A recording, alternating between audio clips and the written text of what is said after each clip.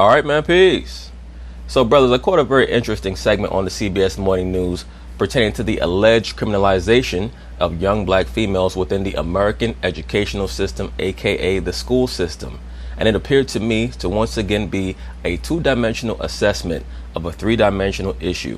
Of course, we're going to go over this segment. I'm going to use it as a backdrop to speak on other things, particularly pertaining to the instances and the phenomena that so-called black men will normally find associated with the so-called black woman. One of them being a lack of accountability.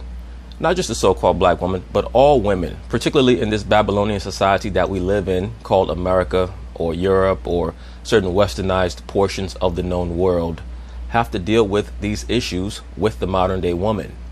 They never want to be held accountable for their decisions, and they don't seem to grasp the gravity and the profundity of the choices that they make. They have no concept of repercussions whatsoever.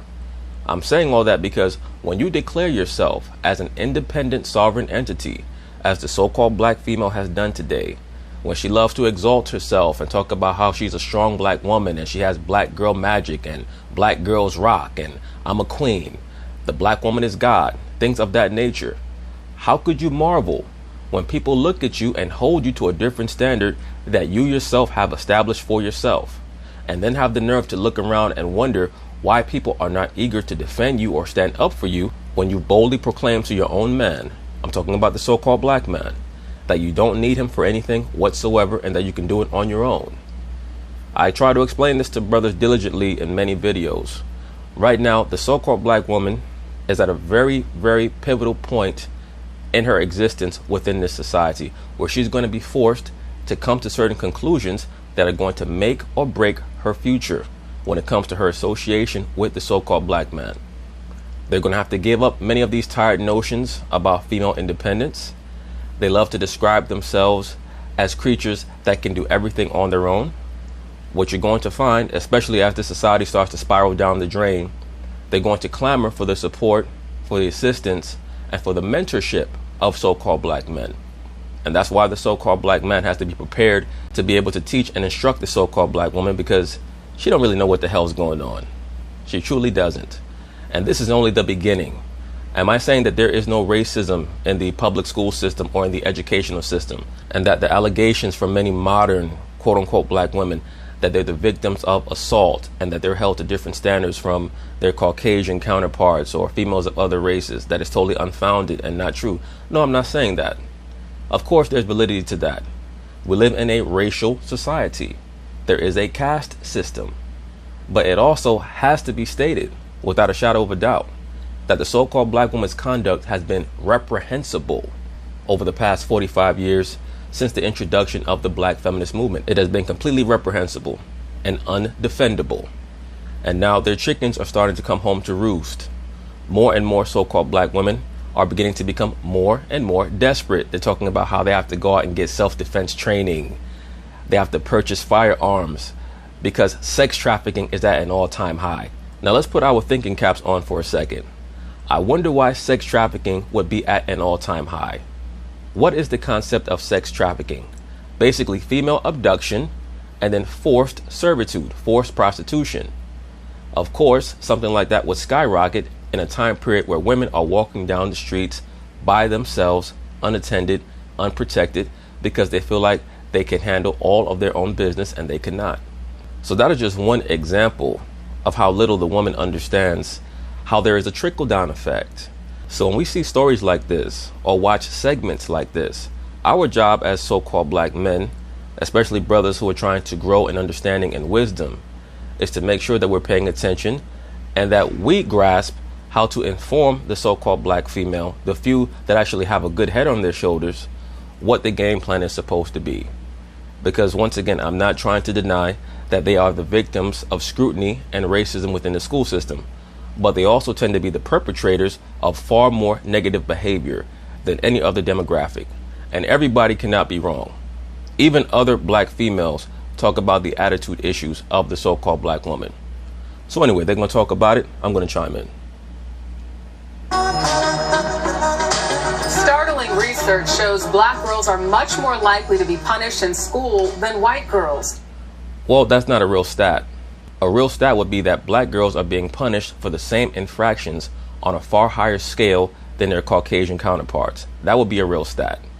For you to just say, well, stats and surveys are showing us that black women are punished at a 6 times higher rate than white females. You have to qualify that in some way.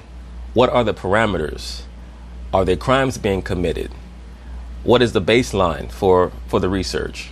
Things of that nature. That's how you know that this is propaganda. This is once again a way to promote self-victimization towards the so-called black woman. Once again, they consider themselves their own demographic, so you should not be looking for help from anyone because you're a self-empowered, independent individual. Now, if you want help, just say that, but also understand that you have to give to get. Back in the Gulf War, remember the official story was that America was going to go assist Kuwait in fighting back the attacks of the Iraqi forces. But in return for America's assistance, America was going to receive access to Kuwait's oil reserves. That's how it works. If you need help, you have to divest yourself of whatever false understanding you have of sovereignty, because no woman is sovereign. But once again, the so-called black woman, they love talking about racism, and they love talking about how everyone is attacking them. But there is no demographic that has reaped more benefits than them in the school system, in the criminal justice system, the judicial system, and the job market. No one is trying to oppress them whatsoever. In the grand scheme of things, when their conduct is viewed in juxtaposition to the fruits that they have been able to reap, they're truly not being oppressed. Are they being held accountable on a higher level than other groups? Maybe. But once again, we have to judge the conduct. And there are too many other factors here that we're going to have to pay attention to and measure before we just say, oh no, they're attacking so-called black women. The black woman has a very poor reputation. Are there exceptions to the rule? Of course. There are many sisters out here who know how to conduct themselves, are very respectful, very honorable. But there are also many so-called black women out here who the first thing they want to do is resort to being irascible, resort to being cantankerous, disrespectful, trying to put their hands on other people, trying to play games, trying to set people up, things of that nature. And until the so-called black female is willing to point the finger at herself first, which they will never do, they're never going to do that, at least not en masse. What's going to happen is that they're going to be humbled through great trials and tribulations, and they're going to be forced to turn back to the so-called black man. That's how that's going to go. But until they view themselves as the main contributor to many of their own issues, these problems are going to escalate for them. Time and time again, we've seen disturbing videos of school resource officers and teachers using violence to punish young black girls. As part of our School Matters series, Please understand that many so-called young black girls are raised in homes that are quote-unquote matriarchal. So that means that they're raised in environments that are fraught with chaos and anarchy, and they're told to reject any form of authority, especially male authority. That's one of the main reasons why they're butting heads with many of these cops in the public school system. Am I saying that these cops are never in the wrong? Of course not. But there are also many issues with how the so-called black female is being raised. A 13-year-old who says she was dragged outside and left in the cold by her teacher in the 2nd grade. She's featured in a new documentary trying to ensure this does not happen to anyone else. Extreme punishment of black girls in schools is more common than you may think. Wow. This dude straight up body slammed this chick. Wow. This is what happens, so-called black men, when you don't pay enough attention to who you're going to inseminate. What happens after that is that she removes you from the home, raises the child on her own. The child has a lot of issues within their own mind and their own spirit. And then they get confronted by cops who oftentimes are fearful of so-called black children, have an axe to grind, or, to be quite frank with you, many times are just not going to put up with any mouth from any of these young black children.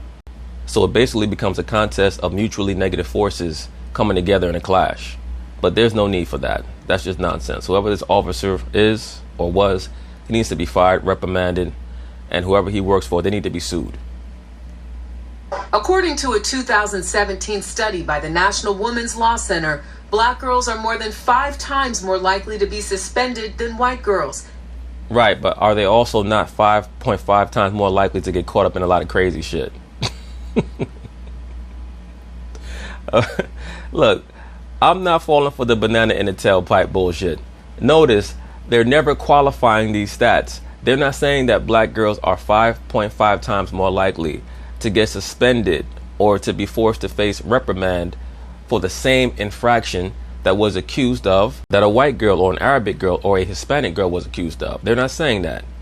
They're just giving you a plain number without explaining the background of the stat.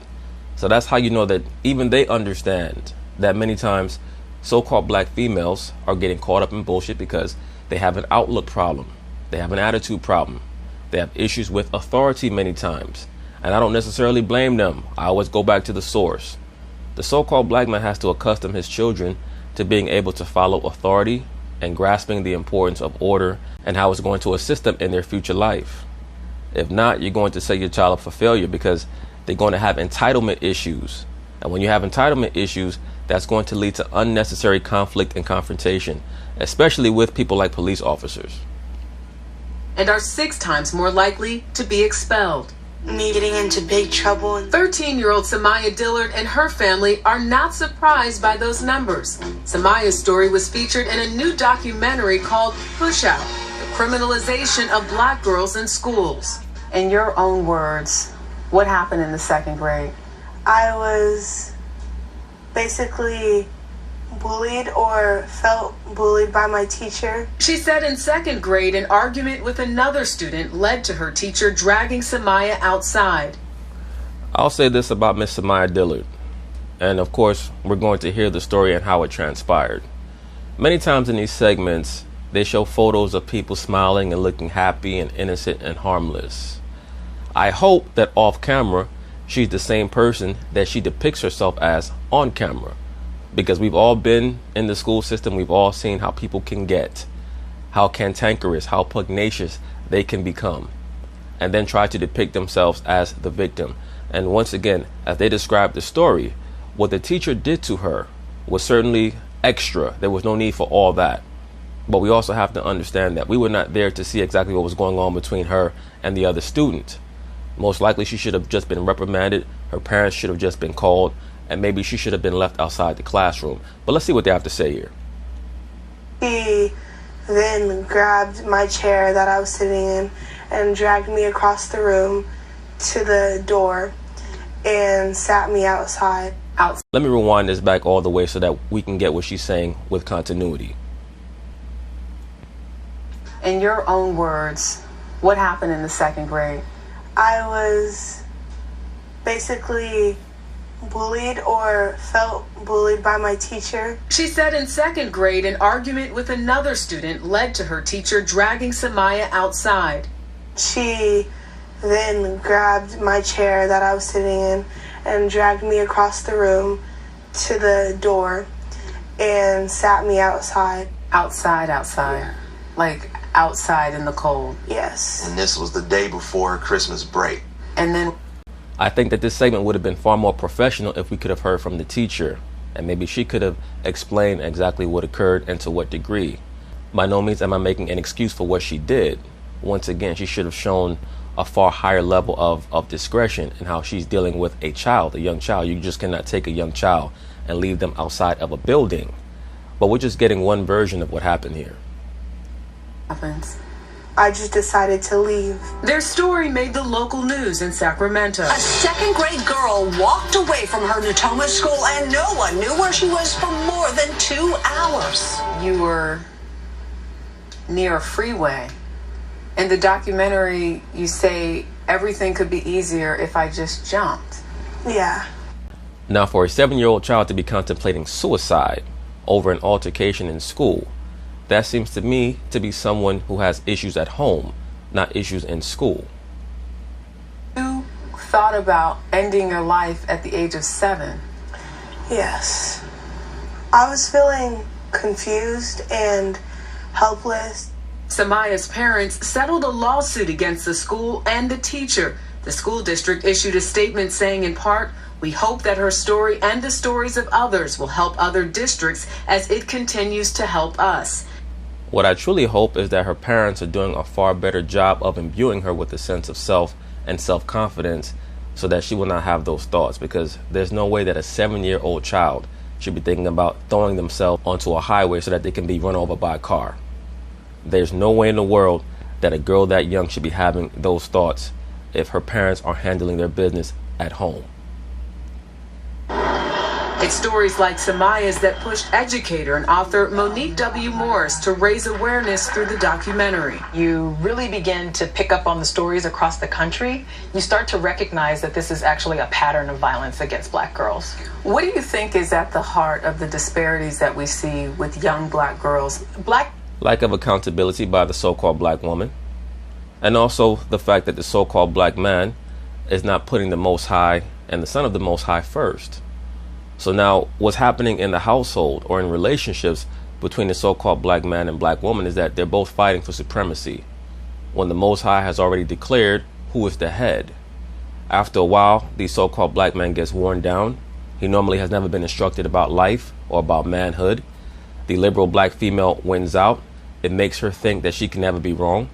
And she carries those senses of entitlement and unaccountability into other environments, whether it's the workplace, and it passes down, it trickles down to her daughter, who carries those issues into the school system.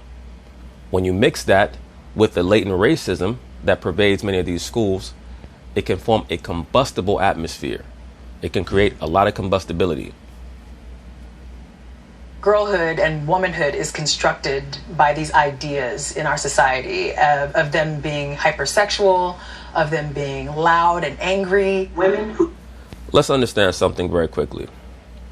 Unless there are male authority figures in the school system who are wantonly making passes at black girls with the false belief that they're more likely to be able to get sex from them than from a young white girl or a young Hispanic girl, that notion of young black females being overly sexualized is very dated. At this point, not just the so-called black woman, but all women have claimed their sexual aspect and they project it out to the world. No one is controlling how women dress anymore. No one is controlling who they have sex with unless you get kidnapped and forced into some type of sex trafficking ring. So you're doing all those things on your own. When it comes to the perceptions of the black woman's attitude, the so-called black woman is the one who declares that she could do whatever she wants, with who she wants, how she wants. She has no compunctions about that whatsoever. She has no regrets, and not just her, but all Western women. They have very few regrets about their bad decisions. Their attitude is, oh well, who cares? I don't really worry about who I may have impacted with my views, with my words, with my actions. And if worse comes to worse, we can just take it to court where I know that for the most part I'm going to win. And if you try to put your hands on me, I'm going to call the cops. Once again, this notion that black women en masse are under attack. Black women love the cops. They've been using the police force against the so-called black man for many, many years. Many years. So now when certain things are starting to jump up and bite them, they want to claim that they're being, scrutinized or being placed in the crosshairs of an oppressive force. It doesn't work that way. The film was screened last month at the New York Metropolitan Museum of Art and will air on PBS next year. We're never gonna make it. They say my life is not a success. They say I'm problematic because I'm bold. No, they say you're problematic because you probably have a funky attitude. You're probably rude, and you probably have very poor communication skills. And not just so-called black women, but many modern-day females, they have terrible communication skills when it comes to real conversations. They prefer small talk and conversations that are on a very low level with people who they are infatuated with.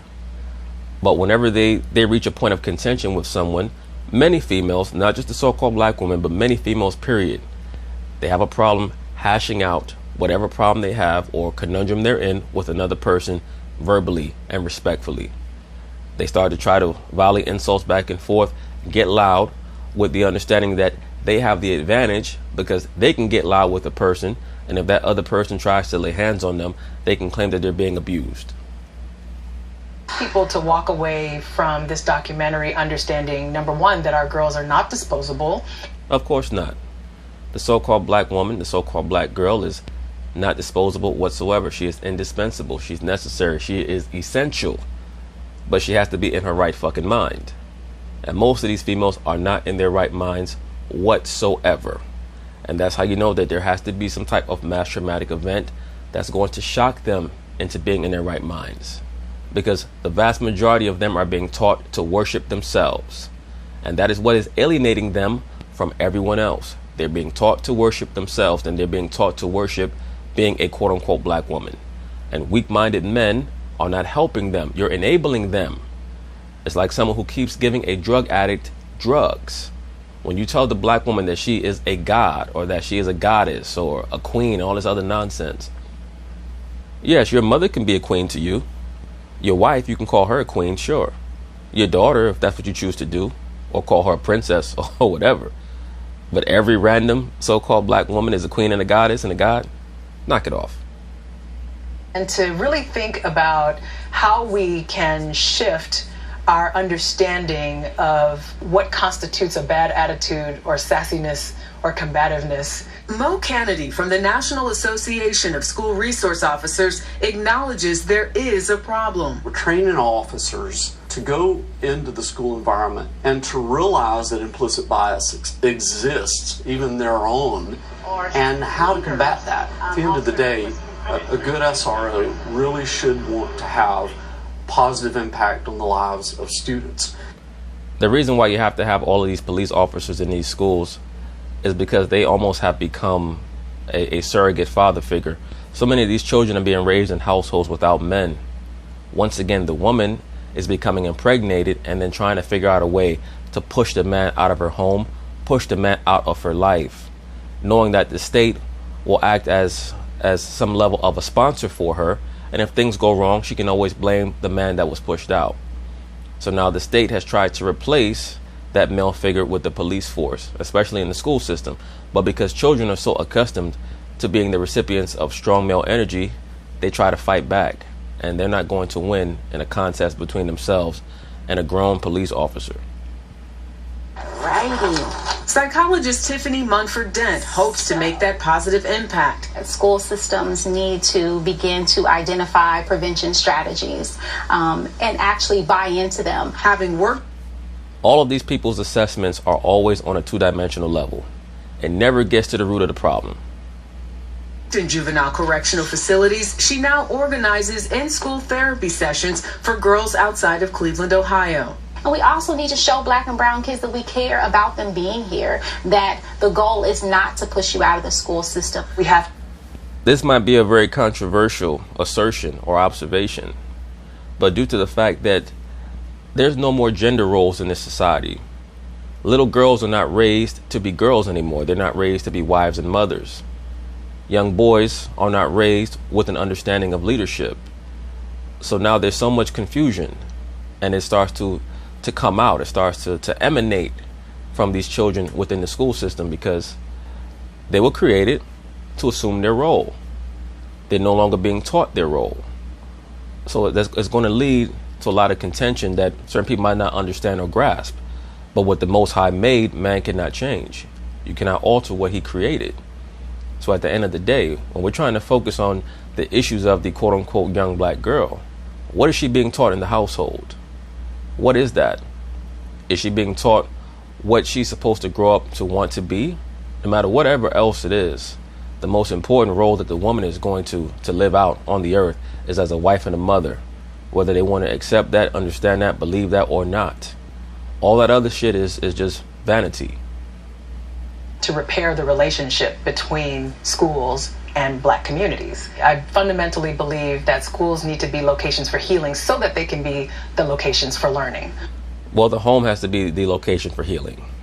But I'm sure that you would not accept that, because you're most likely a quote-unquote super liberal, quote, liberated Black woman.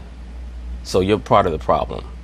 Brothers, until we remove and eliminate that insidious mentality of being super liberal or liberated, or I can do it all on my own, I'm my own demographic, Black man, I don't need you, you're just here to be something extra. Until that's destroyed, none of these other things are ever going to be anything of note, a solution of note or repute. What are you hoping people take away from this film? We are people too, and that we want to be heard. Absolutely, no doubt about it. You are people too. You deserve to be respected, loved, and cherished. But most of all, you deserve to be taught something proper. And once again, I have to revisit the father.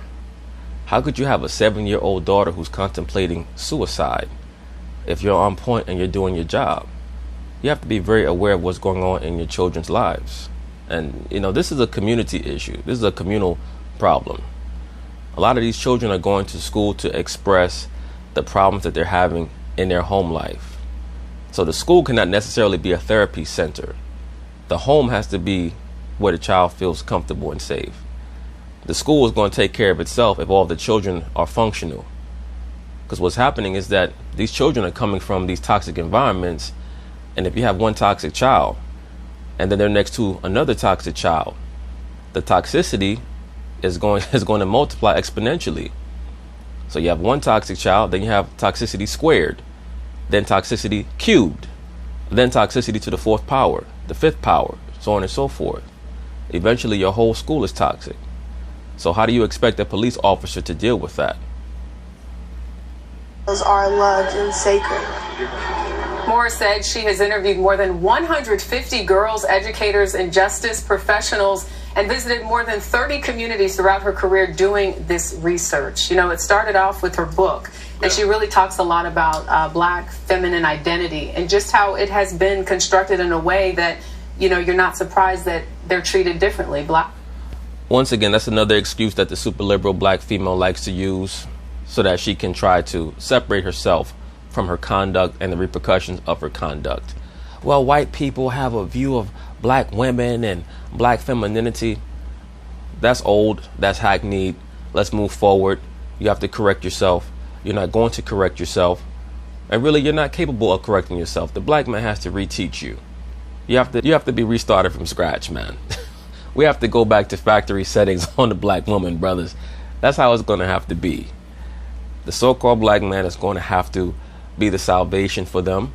They will not accept that right now because they're trying to skip over you due to the lessons that they've received from the liberal Caucasian woman.